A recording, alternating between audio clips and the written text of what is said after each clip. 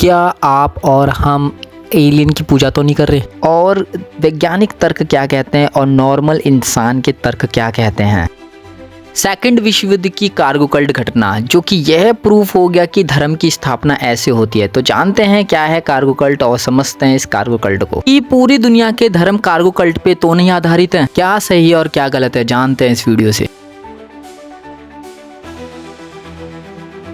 Vanuatu एक Iceland जो कि साउथ पैसिफिक ऑस्ट्रेलिया के पास है, जो कि मेलानेशिया का 80 टापुओं का एक समूह है कि यहाँ पर आदिवासी रहते थे, जो कि ये मॉडल सिविलाइजेशन से अभी जुड़े हैं, यानी कि ये मॉडल सभ्यता से अभी जुड़े हैं। असल में यहाँ पर क्या हुआ, अमेरिकन आर्मी इन टापुओं को एक मिलिट्री बेस कैंप की तरह यूज कर रही थी।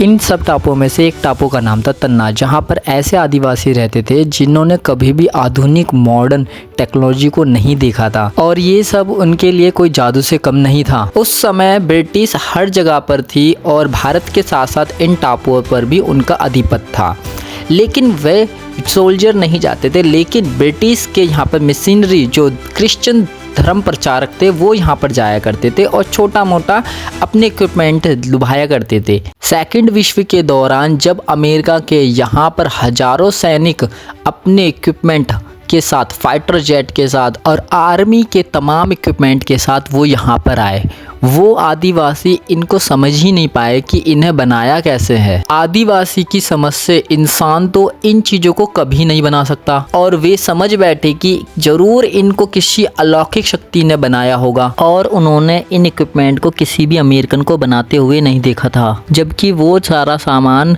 एयरक्राफ्ट से, आसमान से आने वाला एयरक्राफ्ट से ऊपर से नीचे आता था। और वो इस कंक्लूजन पे पहुंचे कि उनके पास जो सामान आ रहा है वो कोई ना कोई देवता उनको भेज रहा है। उन आदिवासियों ने अमेरिकन की एक्टिविटीज़ को बड़ी बारीकी से ऑब्जर्व किया, जैसे परेड एयर स्ट्रिप्स का construction, air traffic control tower का कंस्ट्रक्शन, रेडियो कंट्रोलर पर होने वाली बातचीत। उसी एक्टिविटी को देवताओं को प्रसन्न करने वाला एक रिचुअल समझ बैठे, यानी धार्मिक संस्कार। उन्होंने सोचा यदि वो भी इन रिचुअल्स की नकल करें तो शायद किसी स्काई गॉड की आसमानी शक्ति से हम भी जुड़कर इन सभी इक्विपमेंट को प्राप्त कर सकते हैं। इन रिचुअल्स से उत्पन्न हुई मिथ को एक कल्ट ने जन्म दिया, जिसका नाम जॉन फूम कल्ट कहा जाता है। जो इस कल्ट को, इस पंथ को बारीकी से स्टडी करते हैं, वो ये कहते हैं कि ये जॉन फूम एक अमेरिका का, जॉन फ्रॉम अमेरिका का एक बिगड़ा रूप है। मतलब कि किसी जॉन नाम अमेरिकन सोल्जर ने अपना परिचय देते हुए जॉन फ्रॉम अमेरिका बोला होगा, और ये जॉन फू समझ बैठे। अब ये अमेरिकन को देवदूत का दर्जा देता है, और ये समझकर कि उनके कुलदेव ने ही इनको भेजा है। सेकेंड वर्ल्ड वॉर के ख़त्म होने पर जब अमेरिकी सैनिक वहाँ से चले गए, उसके बाद भी उन आदिवासियों ने उनकी पूजा और उनकी एक्टिविटीज़ करने लगे, इस उम्मीद में कि वो दोबारा वापस आएंगे और बहुत सारा सामान लेकर आएंगे हमारे लिए। इस कल्ट के मानने वाले, यानी कि इन टापुओं पर रहने वालों ने, आदिवासियों ने बीचों बीच रनवे भी बनाया हुआ है, जिसके एक कोने पर घास फूस और बांस का एक बना कंट्रोल टावर भी है। कंट्रोल टावर में नारियल के खोल से बना एक हेडफोन भी है। उन्होंने आर्मी के जो गोगल्स होते हैं वो भी बनाए हैं, और घास फूस का कपड़े से एक डमी विमान भी है। और इसके साथ साथ उन्होंने एक सेना का भी गठन भी किया है, जिसे तन्ना आर्मी के नाम से भी जाना जाता है। और जो अमेरिकी सैनिकों की तरह लाल और सफ़ेद रंग के बांस से बनी एक ड्रेस भी देख सकते हैं। और इस कल्ट के, इस पंथ के कल्चर में हम परेड भी देख सकते हैं। 15 फरवरी को यहाँ पर जॉन फू डे बहुत ही ज़्यादा धूमधाम से बनाया जाता है, जो कि इस कल्ट का मेन एनुअल फंक्शन है। यहाँ के आदिवासी ये मानते हैं कि इसी दिन जॉन फू ने वादा किया था कि वो फिर से आएंगे अपने सारा सामान लेकर। मिथ ये भी है कि जॉन फू की वापसी पे सारे पहाड़ सपाट हो जाएंगे और सभी द्वीप मिलकर एक हो जाएंगे, और लोगों को अपने दुख, दर्द, तकलीफ से मुक्ति मिल जाएगी, रोगी स्वस्थ हो जाएंगे और बूढ़े जवान हो जाएंगे। बस समस्या ये है कि जॉन फू का डे तो पता है, लेकिन उनके वापस आने का डेट नहीं पता। बहरहाल इस कल्ट के फॉलोवर्स को अपने मसीहा पर पूरा भरोसा है कि जॉन फू जरूर आएंगे। वो पिछले 60 साल से उनकी राह तक रहे हैं। यदि आप इस कल्ट की मान्यता, इसकी संस्कृति पर हंस रहे हैं तो आप अपने आसपास भी देखिए दोस्त। ज़रा गहराई से सोचिए कि यहाँ के आसपास के धर्म भी तो ऐसे ही हैं, क्या इस कल्ट की तरह नहीं हैं? और सबसे बड़े धर्म की क्या कहना, जो कि मोमडन धर्म है आता है आज की डेट में, क्रिश्चियन जो कि अपने 2000 साल से मसीहा का वेट कर रहे हैं, 2000 साल बीत गए अपने मसीहा का अभी तक वेट कर रहे हैं। मुस्लिम मोहम्मद के फॉलोवर्स जो 14 साल से क़यामत का वेट कर रहे हैं, या इसे जजमेंट डे कह सकते हैं। क्या हिंदू अपने भगवान विष्णु का कल की अवतार का वेट तो नहीं कर रहे? क्या ये सभी धर्म सेल्फ पे विश्वास तो नहीं करते, यानी कि दुखों से मुक्ति पाने के लिए विश्वास, फिर चाहे वो जन्नत के रूप में या फिर मोक्ष पाने के लिए। ये तो सिर्फ कुछ बातें हैं, ऐसी मान्यताओं की लिस्ट भरी पड़ी है। जो बड़े धर्म हैं इनकी मान्यताएं इस कल्ट से, इस पंथ से कैसे अलग हो सकती हैं? क्या हमारे पूर्वजों ने भी इस तरह से धर्म को स्थापित किया हो? क्या उन्होंने भी एक मिथ क्रिएट तो नहीं कर ली जो आज हम मान रहे हैं? उनकी समझ का दायरा छोटा हो सकता है और हमारी समझ का दायरा बहुत बड़ा हो सकता है। जहाँ तक अननोन की बात है, यानी कि ब्रह्मांड के वो रहस्य जो हम भी नहीं समझ सके, कि जीवन ये कैसे आया है, ये सुख दुख कैसे आते हैं, इन सभी को अलग अलग धर्म में अलग अलग बातें कही गई हैं। ऐसे ही ये जो पंथ है इनसे वो कैसे अलग हो सकता है? वो भी अपने मसीहा की उम्मीद कर रहे हैं ताकि उनके सुख दुख को वो हर सकें। बड़े धर्म के लोगों के तर्क इन पंथ के तर्कों से काफ़ी ज़्यादा अच्छे हो सकते हैं, जो कि हमने अपनी बुद्धि से समझे हैं, लेकिन लास्ट में भी हम एक फेथ पे ही डिपेंड है, एक बिलीफ पे ही डिपेंड हैं। तो ऐसे होती है धर्म की स्थापना। क्या ये सब सही है? आप क्या सोचते हो इसके बारे में? इतनी जल्दी निर्णय ना लें, अभी एक कहानी और है, वो भी और देखते हैं। ये कहानी है दूसरे ग्रह के विचित्र लोगों की पौराणिक कथाएं, माइथोलॉजिकल स्टोरी। एक्सपर्ट मानते हैं कि मेसोपोटामिया में ही सबसे पहले एलियन आए थे और यहीं पर वो सुमेरियन लोगों के साथ रहते थे। एक्सपर्ट्स का मानना है कि ये सभ्यता सबसे पुरानी है, सुमेरियन, और यहाँ पर एलियन आते थे। क्या एक्सपर्ट से कोई गलती हो गई? क्या भारतीय सभ्यता सबसे पुरानी नहीं है क्या एक्सपर्ट भारतीय की सभ्यता को नकारना चाहते हैं? क्योंकि ये भारतीय लोग भगवान में विश्वास करते हैं और आस्था पर विश्वास करते हैं, अलौकिक शक्तियों पर विश्वास करते हैं। वैज्ञानिक और एक्सपर्ट्स का मानना है कि मेसोपोटामिया की ही सभ्यता को इंडियंस ने, भारतीयों ने अपनी सभ्यता बनाया है। क्या वैज्ञानिक और एक्सपर्ट कभी झूठ बोलेंगे? या तो हम मान लें कि जो वैज्ञानिक कहते हैं कि ये एलियन आए थे वही हमारे देवता हैं, वही हैं और हम उन्हीं की पूजा कर रहे हैं। तो वैज्ञानिक और एक्सपर्ट्स ने यही सच्चाई को बताने के लिए हम सभी को अपनी रिसर्च स्टार्ट कर दी। उन्होंने क्या क्या रिसर्च करी और क्या क्या उन्हें मिला, और जानते हैं वो पहुंच गए मेसोपोटामिया की वो सभ्यता जो सबसे पुरानी सभ्यता आज वैज्ञानिक कहते हैं सुमेरियन, अनुनाकी। अनुनाकी कौन थे? वो क्यों आए थे? वो क्यों, क्या उद्देश्य से आए थे? अब वो कहाँ चले गए? क्या वो कभी आएंगे? यही जानते हैं, यही वैज्ञानिकों ने हमें बताने का थोड़ा प्रयास किया है। The Anunnaki connection.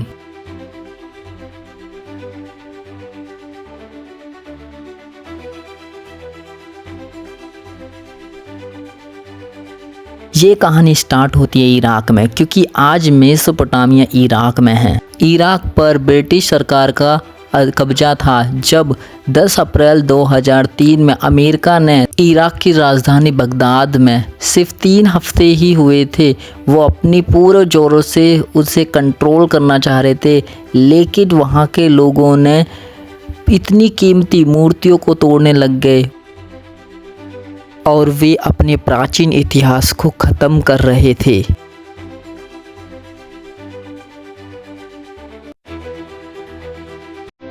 लुटेरे जबरदस्ती राष्ट्रीय संग्रहालय में घुस गए और उन्होंने सभी तरह की शिल्पकृतियां लूट ली। इनमें म्यूजिकल इंस्ट्रूमेंट्स और यूनिफॉर्म टैबलेट्स भी शामिल थी, जिन पर 6000 साल से भी ज्यादा पुराना सुमेरी इतिहास लिखा हुआ था। उन पर देवताओं की वंशावली और उनका इतिहास लिखा हुआ था, साथ ही बाढ़ की कहानियां भी। अब इनमें से कई अभिलेख खो चुके हैं। वो इन शिल्पकलाओं को इसलिए तोड़ना चाहता है क्योंकि उनकी मान्यताओं को एलियन बता दें। न सिर्फ सड़क पर मौजूद लोग खिड़कियों को तोड़कर आर्टिफैक्ट्स को चुरा रहे थे, बल्कि वहाँ ईयरपीस वाले लोग भी थे जो सावधानी से डबल लॉक डोर्स को तोड़कर इंस्ट्रूमेंट्स, ज्वेलरी और हर तरह के हजारों साल पुराने आर्टिफैक्ट्स को चुरा रहे थे। ये चीज इंसानी सभ्यता की शुरुआती बिंदु से जुड़ी हुई थी, ताकि रिसर्चर भी रिसर्च ना कर पाए, सबूत ही खत्म कर रहे थे, इसलिए वो तोड़ रहे थे। या सिर्फ ये जंग का अंजाम था, या इस वर्जित ऐतिहासिक ज्ञान को नष्ट करने की सोची समझी साजिश। क्या वाकई में इन आर्टिफैक्ट्स के अंदर, इन कलाकृतियों के अंदर एलियंस के निशान छिपे हुए हैं और इसलिए वो तोड़ रहे थे?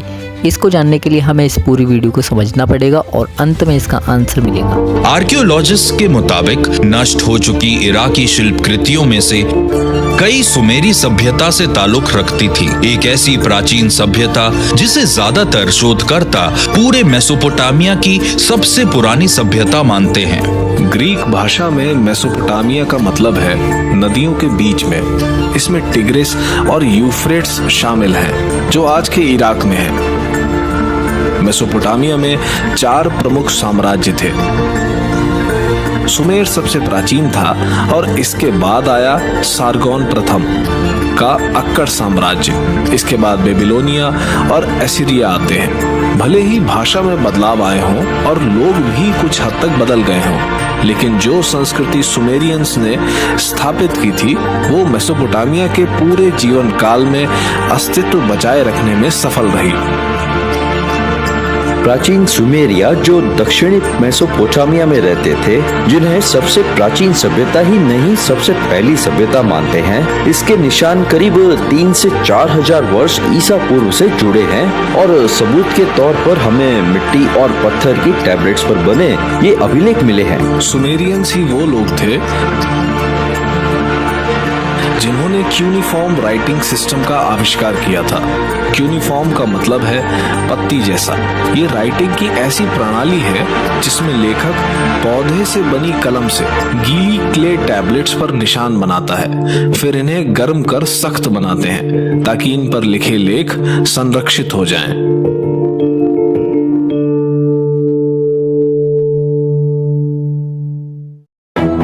मार्च सन 1843 में असाइरियन पैलेस में हजारों टैबलेट्स की महत्वपूर्ण खोज से पहले इन क्यूनिफॉर्म टैबलेट्स को पढ़ना लगभग नामुमकिन ही था।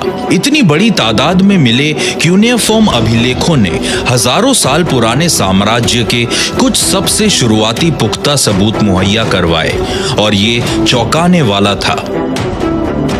एक फ्रांसीसी वैज्ञानिक पॉल एमाइल बोट्टा ने उत्तरी इराक के खुरासाबाद में इस भूमिगत विशाल इलाके को ढूंढा था, जहां उन्हें ये कमरा मिला जो देवताओं और राजाओं की मूर्तियों से भरा हुआ था। यहाँ बेशुमार खजाना भी था और साथ ही वहां की दीवारों पर हर जगह प्राचीन सुमेरियन क्यूनिफॉर्म से लेकर अभिलेख थे।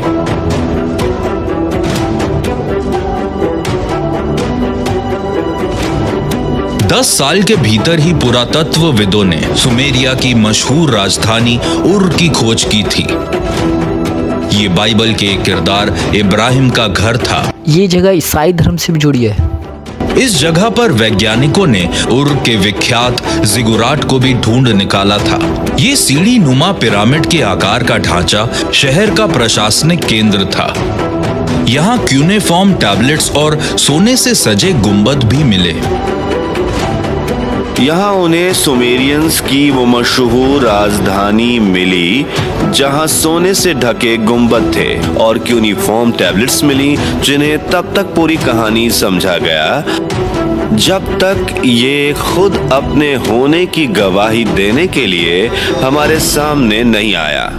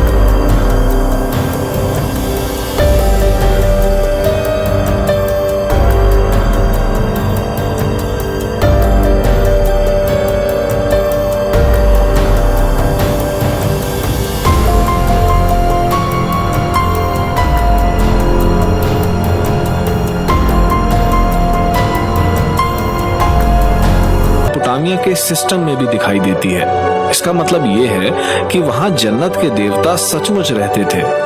यहाँ वो कम मान वाले देवता भी थे जो पृथ्वी और अंडरवर्ल्ड में रहते थे।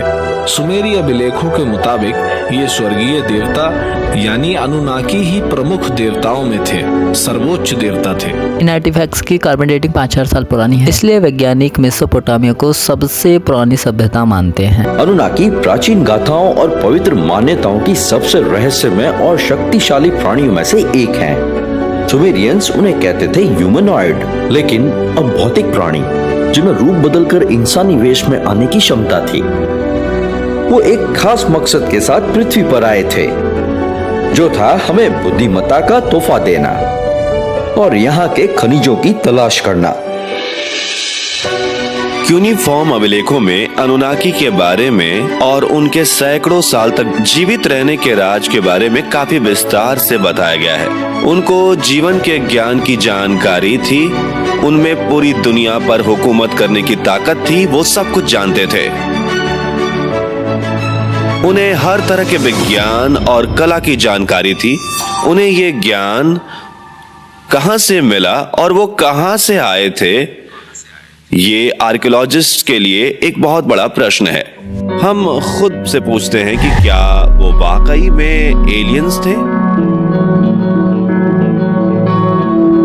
तो क्या क्यूनेफॉर्म अभिलेखों में वर्णित इन विचित्र देवताओं का वाकई कोई वजूद था? अगर हाँ, तो क्या ये मुमकिन है कि वो किसी दूसरे ग्रह के प्राणी थे? प्राचीन एस्ट्रोनॉट थ्योरिस्ट इसका जवाब सीधे सीधे हाँ में देते हैं। वे क्ले टैबलेट्स में लिखी एक और प्राचीन कथा की ओर इशारा करते हैं। वो कथा जो आसमान से उतरे प्राचीन जीवों द्वारा मानव की रचना किए जाने का किस्सा बयान करती है।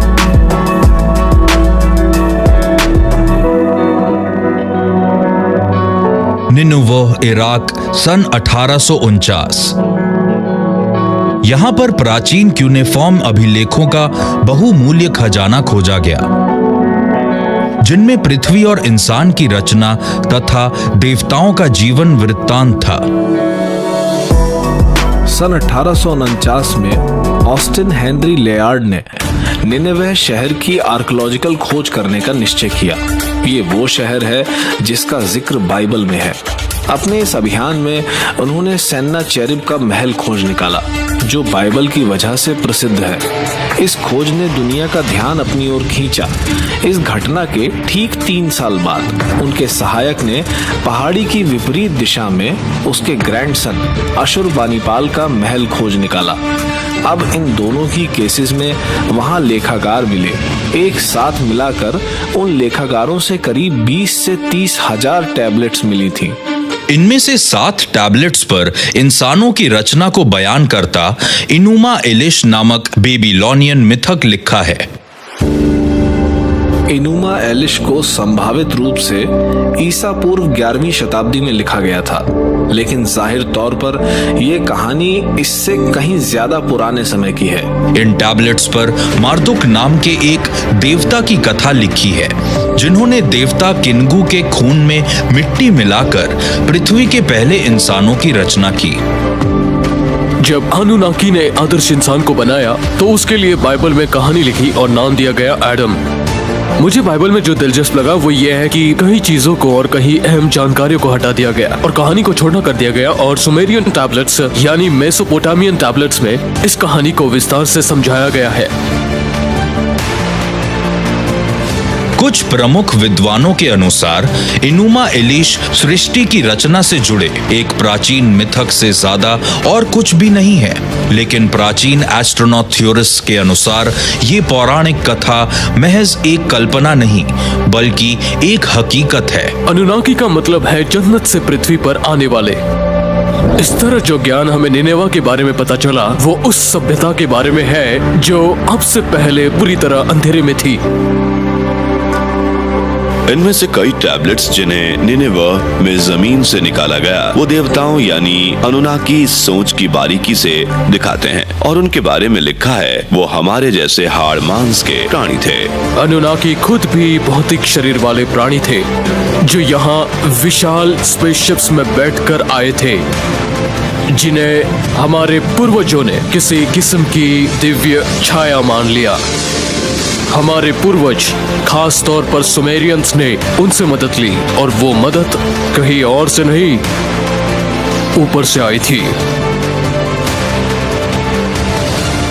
कुछ प्राचीन एस्ट्रोनॉट थ्योरिस्ट के मुताबिक एनुमा इलिश ने साफ तौर पर काल्पनिक देवताओं का नहीं बल्कि किसी दूसरी दुनिया के जीवों का वर्णन किया है। वो एलियन यात्री जिनके पास जेनेटिक्स का बेहद परिष्कृत ज्ञान था। अनुनाकी पता लगाने लगे कि उन्हें दब्बू किस्म के इंसान कैसे मिल सकते हैं, इसलिए उन्होंने एक मादा होमिनिड के जीन्स लिए और कई कोशिशों के बाद उन्हें पता चला कि वो उन जीन्स को आपस में मिलाकर एक संपूर्ण प्राणी को जन्म दे सकते हैं। इस तरह से देखा जाए तो वाकई ये टैबलेट्स किसी जेनेटिक इंजीनियरिंग और इंसानी प्रजाति के भीतर ही डीएनए में बदलाव की बात कर रहे हैं। साफ है कि ऐसा कुछ तो हुआ था जिसकी वजह से विकास की दौड़ में हम जैसे पिछड़े हुए जीव एकाएक सबसे बुद्धिमान प्राणियों में शुमार हो गए। तो सवाल उठता है कि ये आखिर कैसे हुआ और हमारे पूर्वजों की प्राचीन एलियन थियरी के मुताबिक उनकी ये बुद्धिमत्ता डीएनए के साथ की गई उस छेड़छाड़ का नतीजा है जो हजारों साल पहले यहाँ आने वाले अंतरिक्ष यात्रियों ने की थी। क्या ये मुमकिन है कि अनुनाकी ने स्वयं अपने डीएनए का प्रयोग करके मानव जाति की रचना की थी? प्राचीन एस्ट्रोनॉट थ्योरिस्ट के मुताबिक इससे जुड़े बेहद चौंकाने वाले सबूत बेबीलोनियन मिथकों और जुडेओ क्रिश्चियन बाइबल के बीच अनेकों समानताओं में ढूंढे जा सकते हैं और सबसे ज्यादा गौरतलब है वो अभिलेख जो एक अन्य प्राचीन यूनिफॉर्म टैबलेट के रूप में मिले थे जो कहलाती है द सुमेरियन किंग लिस्ट। ये सुमेरियन किंग लिस्ट प्राचीन मेसोपोटामिया की एक टैबलेट पर मिली थी और जो ईसा से तकरीबन 2100 वर्ष पुरानी है। इस लिस्ट में 140 राजाओं के नाम शामिल हैं। लिस्ट की सबसे दिलचस्प बात यह है कि ये देवता बेहद लंबी उम्र वाले थे। उदाहरण के लिए एक राजा ने 36,000 साल तक राज किया था। हम हैरान रह जाते हैं कि लोग इतनी लंबी उम्र कैसे जीते थे, लेकिन बाइबल में भी ठीक इसी चीज का जिक्र है। मेथुसेला और नोहा ने भी 800-900 साल की उम्र जी थी। हमें तो ये सब हैरान कर देता है। नोआ और मेथुसेला की इतनी लंबी उम्र की वजह थी और शायद वो खुद ही सितारों की दुनिया से आए थे या शायद वो अनुनाकी की संतानें थी और अपने एलियन जीन्स ने उन्हें इतनी लंबी उम्र दी थी। इस तरह हम दो में से एक चीज मान सकते हैं, या तो हम मान लें कि ये कहानियां हैं, ऐसा कुछ हुआ ही नहीं था, या हम अपने पूर्वजों की कही बातों को सच मान लें। इस केस में हम ऐसी सच्चाई की संभावना से रूबरू होते हैं जिसमें दूसरी दुनिया के अनोखे जीवों जैसे किरदार शामिल हैं, जिनकी उम्र अपने असली ग्रह के मुताबिक भले ही सामान्य हो लेकिन पृथ्वी के हिसाब से बेहद ज्यादा थी।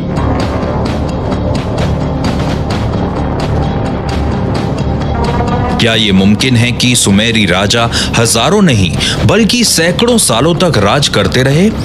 अगर ये सच है तो क्या ये तथाकथित प्राचीन सम्राट वाकई हमारे एलियन पूर्वज थे? वो एलियन जीव जिन्होंने खुद अपने डीएनए का प्रयोग करके इंसान की रचना की। बहुत से लोगों का मानना है कि इस सवाल का जवाब तो 35 साल पहले ही मिल गया था।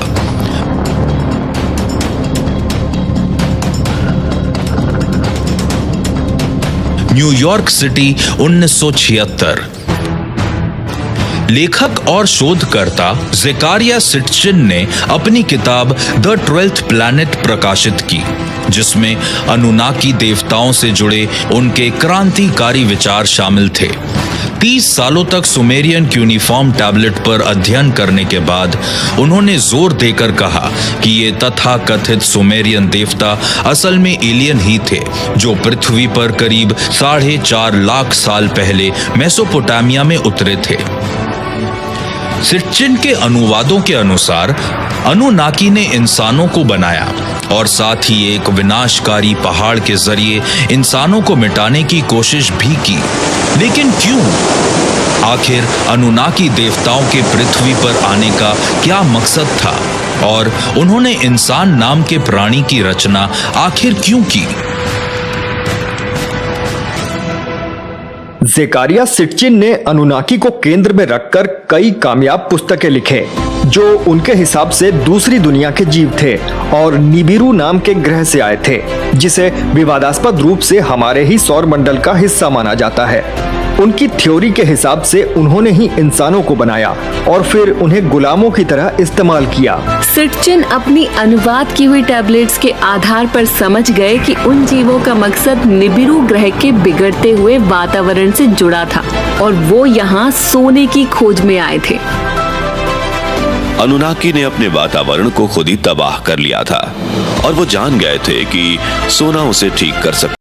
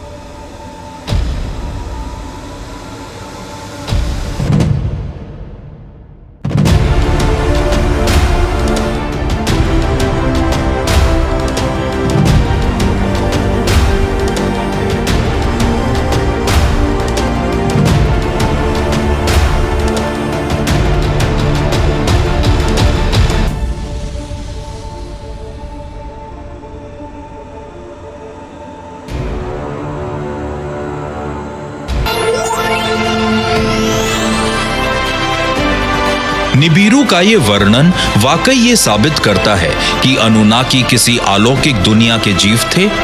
अगर हाँ, तो क्या ना सिर्फ मेसोपोटामिया बल्कि दुनिया भर में आसमान से आने वाले इसी तरह के दूसरे प्राणियों से जुड़ी घटनाएं इस बात का सबूत हैं कि सुदूर अतीत में हमारे ग्रह पर सितारों की दुनिया से किसी बेहद विकसित प्रजाति का आगमन हुआ था? शायद इसका जवाब एक प्राचीन सुमेरियन रानी के रहस्यमयी अवशेषों से मिल सकता है। सन 1927 दक्षिण पूर्वी इराक। प्राचीन मेसोपोटामियन शहर उर की खुदाई के दौरान ब्रिटिश पुरातत्वविद लियोनार्ड वूली को रानी पुआबी के अवशेष मिले। विशेषज्ञों के मुताबिक उस रानी की खोपड़ी आश्चर्यजनक रूप से बड़ी थी, हूबहू ऐसी ही जैसे पेरू में कुछ इजिप्शियन फियारोस और ममीज में पाई गई थी। कई प्राचीन एस्ट्रोनॉट थ्योरिस्ट रानी की इस खोपड़ी को इंसान की उत्पत्ति के एलियन से जुड़े होने का एक ठोस सबूत मानते हैं। रानी का जो डिस्क्रिप्शन है वो बहुत ही अजीब है। उनका सिर बहुत ही बड़ा था। वो आम इंसान की तरह तो नहीं थी। हो सकता है कि वो पूरी तरह से अनुनाकी नहीं थी, पर शायद एक हाइब्रिड थी। उन हड्डियों का जेनेटिक एनालिसिस हासिल करने का प्रयास चल रहा है और कुछ ऐसी खूबियां मिली हैं जो अनुनाकी जीन्स की तरफ इशारा करती हैं।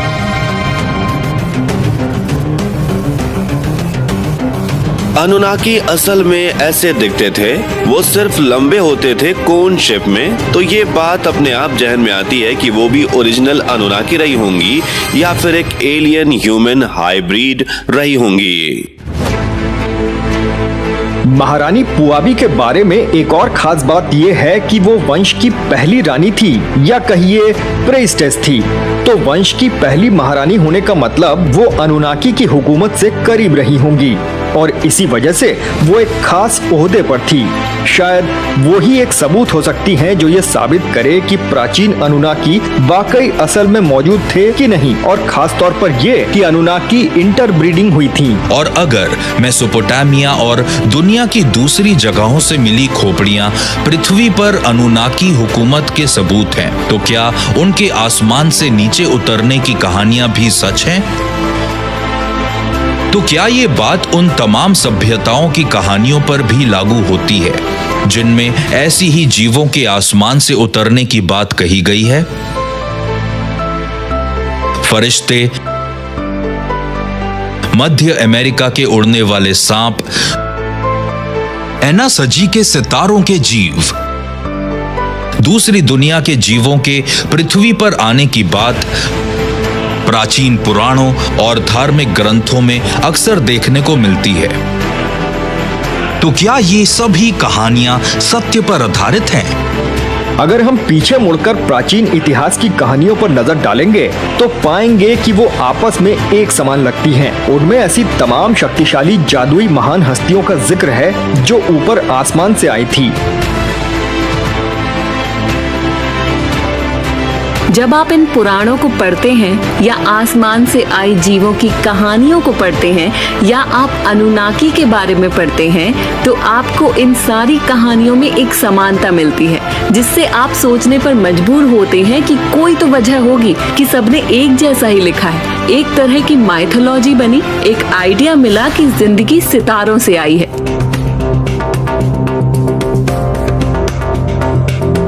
पूरी दुनिया में आपको ये कहानी देखने को मिलती है कि दूसरी दुनिया का एक जीव या कहिए कि एलियंस पृथ्वी पर आते हैं और इंसानों पर अपनी छाप छोड़ते हैं। इससे एक सवाल पैदा होता है, कहीं ऐसा तो नहीं कि आसमान से अलग अलग तरह के जीव आए, उन्होंने अपना अपना प्रभाव डाला, या ये हो सकता है असल में सिर्फ एक ही तरह के एलियंस आए, वो थे अनुनाकी, जिन्होंने सभी सभ्यताओं पर असर डाला और इन्हीं की कहानियों को आगे बढ़ाते हैं। क्या दुनिया भर में मशहूर देवताओं से जुड़ी ये कहानियां वाकई इस बात का सबूत पेश करती हैं कि हमारे पूर्वज एलियंस के संपर्क में थे? अगर हाँ, तो क्या ये मुमकिन है? बल्कि दूसरी दुनिया के जीवों से इंसानों के मिलन द्वारा संतान पैदा करने से जुड़ी धार्मिक कहानियां ये साबित करती हैं कि अनुनाकी संबंधित कहानियां सत्य पर आधारित थी। कुछ शोधकर्ताओं के अनुसार इसका जवाब हिब्रू बाइबल में नेफिलिम की कहानी से मिल सकता है। नेफिलीम का जिक्र जेनेसिस के 6 अध्याय में है, जहां ईश्वर के बेटों का मिलन इंसानों की बेटियों से होता है और उनसे जन्म लेते हैं अलौकिक शक्तियों वाले बच्चे। कुछ अनुवादों में नेफिलीम को जायंट्स भी बताया गया है।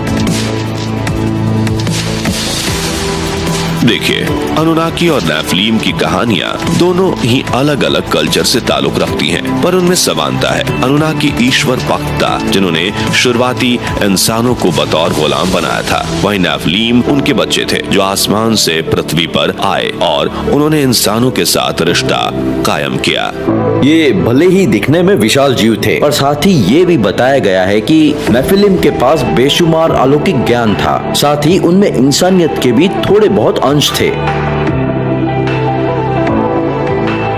यूनान की पौराणिक कथाओं के अनुसार देवताओं के स्वामी जियोस के 2 वर्ण संकर बेटे हैं, हरक्यूलिस और पेर्सियुस। ये दोनों पृथ्वी की महिलाओं से मिलन द्वारा पैदा हुए थे और मशहूर एनॉक की किताब में वॉचर्स कहलाने वाले जीवों को फरिश्ते बताया गया है, जिन्होंने इंसानों के साथ प्रजनन किया और जिन्हें स्वर्ग से निकाला गया था।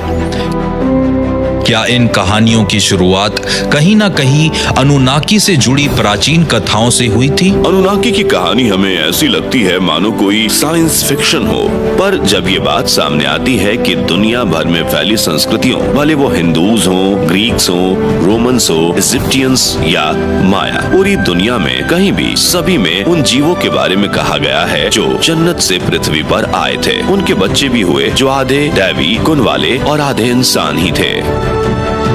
और अगर देवता फरिश्तों और दैत्यों द्वारा पृथ्वी और औरतों के साथ मिलन की कहानियां सच्ची हैं, तो इससे जुड़े सबूत भी अवश्य मौजूद होंगे। प्राचीन एस्ट्रोनॉट थ्योरिस्ट्स इस सवाल का जवाब हाँ में देते हुए उन अनगिनत चरित्रों की तरफ इशारा करते हैं जिनमें अनुनाकी पंखों वाले विशाल जीवों के रूप में दिखाए गए हैं, और ये सबूत पूरे इलाके में मिले हैं जो किसी जमाने में मेसोपोटामिया कहलाता था। यही अनुनाकी हमें अलग अलग नक्काशियों में या सिलेंडर सीट्स पर बने दिख जाते हैं जिनमें उनके पंख दिखाए गए हैं, और कभी कभी वो पक्षियों की तरह चोंच वाले दर्शाए गए हैं, पर साथ ही वो इंसानों जैसे भी दिखे। लंबे चौड़े जीव, लाजवाब शरीर की बनावट, और उन्होंने घड़ी की तरह अपनी कलाई पर कुछ पहना होता था। क्या ये वाकई हूबहू आकृति थी जैसी लोगों ने देखी थी? यहाँ सुमेरियन कल्चर में जो सबूत हमें देखने को मिलते हैं उनमें दीवार की तस्वीरें, उनकी कलाकारी, रहस्यमय यूनिफॉर्म लिपि, और इन्होंने ये जरूरी ज्ञान को सजोने के लिए अच्छा खासा वक्त दिया है। हमें इसे सिर्फ एक पौराणिक कहानी मानकर नजरअंदाज नहीं करना चाहिए। हो सकता है ये सच की पहली सीढ़ी हो। सुमेरियन ने जो बातें कही हैं उनसे हमें ये तो पता चलता है कि अनुनाकी एक खास तरह के जीव थे। उनकी उम्र किसी भी इंसान से कहीं ज्यादा थी, और उसके बाद अब वो वहां से अचानक गायब हो गए या फिर इस धरती पर ही बने रहे। ये सवाल हमेशा बना रहा। क्या ऐसी तमाम छवियां और उन देवताओं का वर्णन जो आसमान से धरती पर राज करने आए थे एक बेहद पुख्ता सबूत है जो ये साबित करता है कि अनुनाकी वास्तविक जीव थे जो किसी दूसरी दुनिया से पृथ्वी पर आए थे। अगर ऐसा है तो उस काल से जुड़े इतने तमाम सबूतों के मिलने की क्या वजह है? आखिर क्यों उन्हें एक तरह से भुला दिया गया? प्राचीन एस्ट्रोनॉट थ्योरिस्ट मानते हैं इसका जवाब हमें भीषण बाढ़ की पौराणिक कथाओं में मिल सकता है।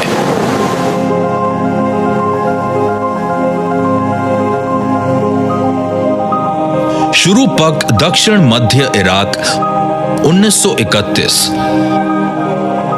इस प्राचीन सुमेरियन शहर की खुदाई के दौरान पुरातत्वविदों को कुछ ऐसा मिला जिसे उन्होंने एक तलछटी का सबूत माना, उस बाढ़ का जो ईसा पूर्व करीब 2900 में आई थी। सुमेरियन राजाओं की सूची के अनुसार राजा ज़ियुसुद्रा वो आखिरी शासक थे जिनके शासनकाल में पृथ्वी पर वो भीषण बाढ़ आई थी। शुरूपक शहर में खुदाई का काम 1931 में शुरू हुआ, और इस खुदाई के बाद राजा ज़ियुसुद्र की कहानियों के तार एक के बाद एक जुड़ते चले गए, और शुरूपक शहर में ही हमें तलछट के भंडार मिले, जिससे ये साफ जाहिर होता है कि यहाँ करीब ईसा पूर्व 2900 में बाढ़ आई थी। ये एक तार है जो दर्शाता है कि बाइबल में जिक्र की गई बाढ़ असल में आई थी, और इस तरह हम इस बात को साबित भी कर सकते हैं। कई प्राचीन सभ्यताओं में बाढ़ की कहानी का जिक्र है जो चौंकाने वाली बात है, और जहां तक मेसोपोटामियंस बाढ़ की कहानी उतने आश्चर्य की बात नहीं, क्योंकि मेसोपोटामियन इतिहास में ऐसी कई कहानियां हैं जिसमें टिग्रीस और एफ्रेटिस नदी को रोकने की बात की गई है ताकि खेतों में उनका इस्तेमाल हो सके। उन्होंने बाकायदा नहरें बनवाई, वरना वहाँ बाढ़ से शहर तबाह होना आम बात थी। हो सकता है नूहज़ आर्क की कहानी शायद असली यहूदी कहानी ना हो। सुमेरियन लेखों में हमें और पुरानी ज़ियुसुद्रा की कहानी का जिक्र मिलता है जो खुद भीषण बाढ़ से बचे थे, और उन्होंने भी एक आर्क बनाया था जिससे उन्होंने अपने कुछ परिवार वालों को बचाया था। ये मात्र एक संयोग था या फिर वाकई बाइबल की ये कहानी असल में सुमेरियन पर ही आधारित थी? इस समानता के बाद कई इस नतीजे पर पहुंचे कि हो सकता है बाइबल की कहानी कहीं ना कहीं इस मेसोपोटामिया के हादसे पर आधारित थी। मुझे ऐसा लगता है बाइबल लिखने वाले ने इस वाकये को धर्म की दृष्टि से देखा होगा। बाइबल में बाढ़ का मुख्य कारण इंसानों की पापों को बताया गया है, तो हम ये कह सकते हैं कि बाइबल लिखने वाले ने इस बाढ़ के हादसे को अपनी ही एक धार्मिक वजह दी और बताया कि ये बाढ़ आखिर क्यों आई थी।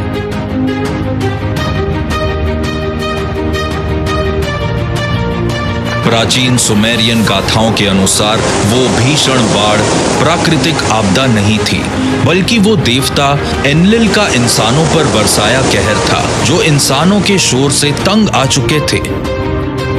अनुनाकी जो पृथ्वी पर आए थे, बेसिकली उनके दो लीडर्स थे। एनलिल जो निब्रू ग्रह के राजा अनु की जायज औलाद थे, और उनका भाई या कहिए सौतेला भाई एनकी, जो असल में एनलिल से बड़े थे। उन्हें पृथ्वी की देखरेख सौंपी गई थी। जनसंख्या हद से ज्यादा बढ़ने लगी थी। एनलिल से ये सहा नहीं गया और उन्होंने ये फैसला किया सभी इंसानों को मारने का। उन्होंने एक बाढ़ की रचना की जिसे हम नोज फ्लड कहते हैं। एनलिल को लगा कि इंसानों को खत्म होना चाहिए क्योंकि वो दिक्कत पैदा कर रहे हैं, और एंकी ने ग्रीक पुराणों में जो प्रोमेथियस ने किया, इंसानों का साथ दिया और कहा नहीं, इंसानों को बचाना चाहिए।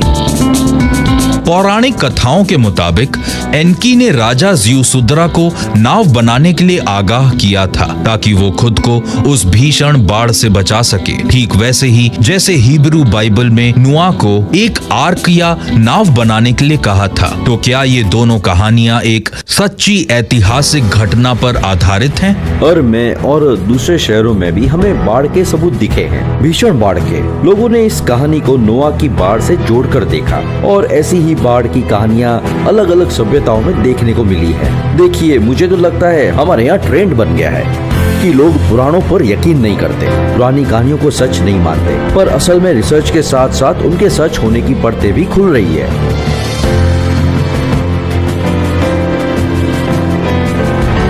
इन दो कहानियों में समानता को हम मात्र संयोग कहेंगे या फिर नोआ की कहानी सीधे तौर पर नाराज अनुनाकी देवता पर आधारित है, ऐसे देवता जो उन मिश्रित जीवों को खत्म करने पर उतारू थे जिनसे पृथ्वी भरी पड़ी थी। एंकी जो खुद अनुनाकी देवता थे, उन्होंने सुमेरियन राजा ज़्यूसुद्रा से कहा कि वहां एक भयंकर बाढ़ आने वाली है।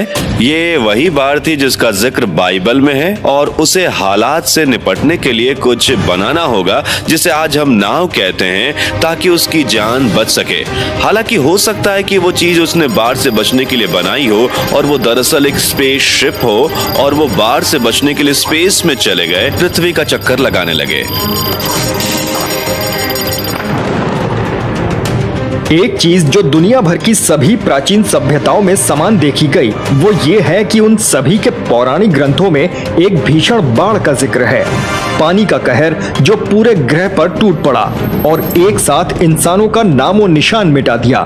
ज्यादातर सभ्यताओं में ये काम ईश्वरों का बताया गया है या उन देवताओं का जो इंसानों से नाराज थे, और आज की तारीख में उस घटना को लोग यूएफओ से जोड़कर देखते हैं। कुछ लोग उसे धार्मिक दृष्टि से देखते हैं, पर कई शोधकर्ता बाइबल के उदाहरणों और वैसी कहानियों को सच तो मानते हैं और उनके पीछे एलियंस का हाथ मानते हैं। बाइबल में और खास तौर पर प्राचीन सुमेरियन लेखों में भी ये साफ कहा गया है कि जो बाढ़ आई थी वो ईश्वर के कहने पर आई थी। इसके पीछे और कोई नहीं बल्कि खुद देवता थे। तो इस प्राचीन घटना में हम साफ साफ देख सकते हैं, एक तरफ अनुनाकी है और दूसरी तरफ हमारे पूर्वज यानी इंसान है। पर अनुनाकी ये सुनिश्चित करना चाहते थे कि इंसान बतौर प्रजाति जिंदा बचा रहे, क्योंकि कुछ अनुनाकी ऐसे थे जो पृथ्वी पर से सब कुछ मिटाना चाहते थे। क्या ये मुमकिन है कि उस भीषण बाढ़ के हादसे के पीछे किसी और का नहीं बल्कि खुद अनुनाकी का हाथ था? और क्या उस बाढ़ ने अनुनाकी द्वारा पृथ्वी पर बताए तमाम सबूत मिटा दिए? शायद इसका जवाब हमें पृथ्वी पर नहीं बल्कि दूसरे ग्रह पर मिल सकता है, यहाँ से करीब 5.5 करोड़ किलोमीटर दूर।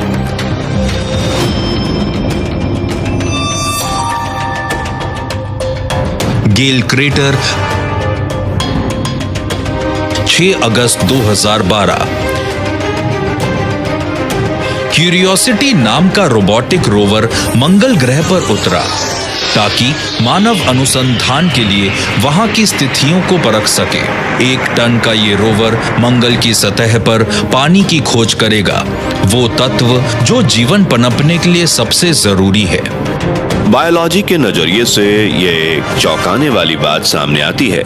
मान लीजिए कि अतीत में मंगल पृथ्वी की तरह से एक ग्रह था जहां जिंदगी पनप सकती थी। आपके मन में सवाल उठेगा, ऐसा कितने वक्त तक रहा? इतिहास में मंगल के साथ क्या हुआ? कब वहां का वातावरण नष्ट होने लगा? कब ऐसी स्थिति बनी कि जीवन वहां नहीं रह सका? हम पृथ्वी की दृष्टि से भी प्रोसेसेस की जानकारी ले सकते हैं जो कामयाब रहे, और मुझे लगता है कि हम उन्हें कंपेयर करके देख सकते हैं कि मंगल पर जीवन कब तक रहा और कब खत्म हुआ। कुछ प्राचीन एस्ट्रोनॉट थ्योरिस्ट ये मानते हैं कि क्यूरियोसिटी के मिशन से शायद इस बात के भी सबूत मिलेंगे कि अनुनाकी नाम के वो रहस्यमयी जीव शायद कभी मार्स पर भी रहा करते थे। जिक्राया सचिन ने एक बात कही थी कि अनुनाकी एक दूसरे ग्रह से आए थे जिसका नाम निबिरू था, और निबिरू से आते हुए मंगल उनके रास्ते में पड़ता था और फिर पृथ्वी पर आता था। तो अगर ऐसा था तो आपको नहीं लगता कि मंगल में भी हमें अनुनाकी सभ्यता के कुछ सुराग मिल सकते हैं? क्या वहां पिरामिड्स होंगे, विशाल डोलेमेंस? मुझे लगता है कि मंगल में भी बड़े कंस्ट्रक्शंस होंगे, ठीक वैसे जैसे यहां पृथ्वी पर हैं।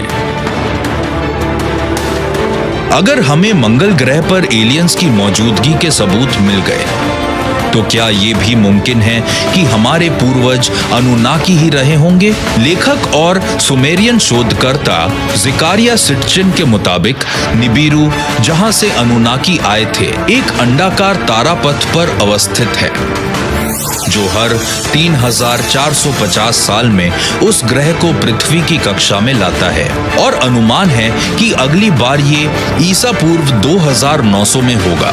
ज़करिया ने अपनी किताब the end of the days में उनके लौटने की भविष्यवाणी की है। जब भी अगली बार निबिरू ग्रह पास आएगा, अनुनाकी फिर से हमारे यहाँ आएंगे।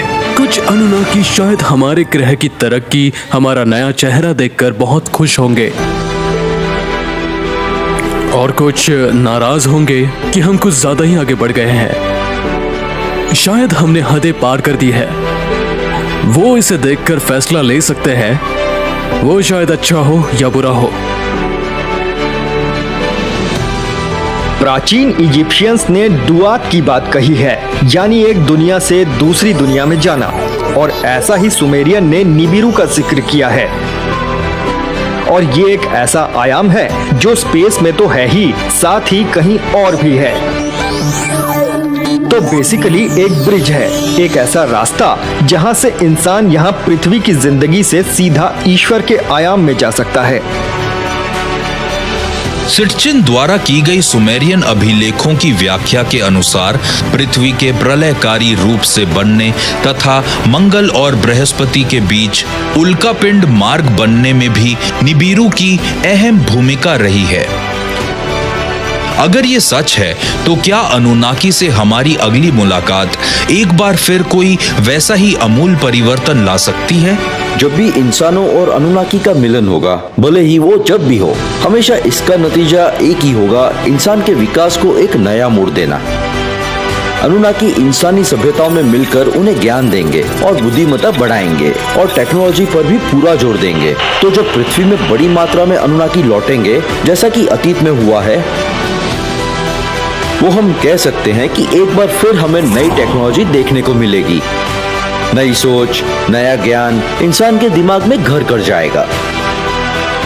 जब हम अनुनाकी की कहानी पर नजर डालते हैं और जिस तरह से उनका सुमेरियन सभ्यता में हाथ था, उससे हमें यह समझना चाहिए कि ये ज्ञान की विरासत है जो इंसानी इतिहास पर रोशनी डालकर ये दर्शाती है कि आखिर हम आए कहां से हैं। अतीत में एलियंस का हमारे इस ग्रह पर आने की कहानियों में एक बात समान पाई गई, और वो ये है कि उन्होंने वादा किया है कि वो वापस आएंगे। भविष्य में उन एलियंस के आगमन के लिए हम खुद को कैसे तैयार करें? जवाब आसान है। हम ये माने कि इस ब्रह्मांड में अकेले नहीं है, पहली बात। और दूसरी बात, वो यहाँ अतीत में आए थे और वो भविष्य में भी आएंगे, इसलिए टेंशन मत लो, ये होना ही है। प्राचीन एस्ट्रोनॉट थ्योरिस्ट के अनुसार सुदूर अतीत में मानव जाति को एकाएक रचा गया था, या शायद एलियन जीवों द्वारा अति विकसित अनुवांशिक प्रौद्योगिकी द्वारा तैयार किया गया था। क्या यही सच्चाई डार्विन के विकासवाद के सिद्धांत की वो गुमशुदा कड़ी है? तो क्या पृथ्वी पर एलियंस की मौजूदगी की धारणा विज्ञान और धर्म के बीच चलती आ रही विवाद को आखिरकार समाप्त कर सकती है? शायद यही वो शक्तिशाली धारणा है जिसके डर से इराक के म्यूजियम को लूटा और तबाह कर दिया गया, क्योंकि सच का सामना करना आसान नहीं होता। मुझे लगता है वैज्ञानिकों को इतनी जल्दी तर्क वितर्क करके अपने निर्णय नहीं लेना चाहिए, इस पर गहन शोध होना चाहिए। अब नॉर्मल इंसान क्या सोच सकता है? नॉर्मल इंसान सोच सकता है जो शंभू शिवलिंग है उन पे इतने ज़्यादा चमत्कारी कैसे हो सकते हैं। चलो मान भी लेते हैं कि हिंदू धर्म के देवी देवता एलियन थे, कोई एलियन अपने गले में सांप क्यों पहनेगा? क्यों वो नंदी से प्यार करेगा? क्यों वो पहाड़ों पे रहेगा? अगर आप सोचते हो कि नहीं उन्होंने अपने ही मंत्र गणंत से कोई कहानी लिखी है, तो ऐसा नहीं है। कार्गो कल्ट की कहानी से ये भी निष्कर्ष निकल सकता है, जैसा इंसान देखता है वैसा ही वो लिखता है और वैसा ही वो चित्रकारी बनाता है। हो सकता है कि भगवान ने ही एलियन बनाए हों, जैसे आज का मानव अपने आप को भगवान कहता है, ऐसे ही एलियन भी अपने आप को भगवान कहते हों और वो हमसे पहले ही विकसित हो गए, इसलिए वो ये चीज़ भी जानते हैं कि इन मानवों को कैसे हम अपने अधिकार में ले सकते हैं, कैसे हम इन पर हुक्म चला सकते हैं। तो ये सारी चीज़ वो ऑलरेडी जानते हों और इस वजह से वो ऐसे भी करते हों। तो असल में इनकी सच्चाई कहाँ से पता चलेगी? इनकी सच्चाई पता चलेगी हमें नक्काशियों में, जो कि मंदिरों में कई सारी नक्काशी हैं, जो कि उनको देखकर, उनको पढ़कर, उनको समझकर हम जान सकते हैं कि हमारे पूर्वज क्या देखा करते थे और क्या वो उन्होंने समझा और क्या उन्होंने लिखा और क्या हमें बताया। क्या उन्होंने हमें गलत ज्ञान दिया, क्या उन्होंने हमें सही ज्ञान दिया? तो इसको जानने के लिए हमें मंदिरों में जाना पड़ेगा, उन नक्काशियों को देखना पड़ेगा जो हजारों साल पुरानी हैं। और मैं हूँ सतीश और अब हम प्राचीन नक्काशी पे भी डिस्कशन करेंगे। और वीडियो देखने के लिए आपका बहुत बहुत शुक्रिया। मिलते हैं नेक्स्ट वीडियो।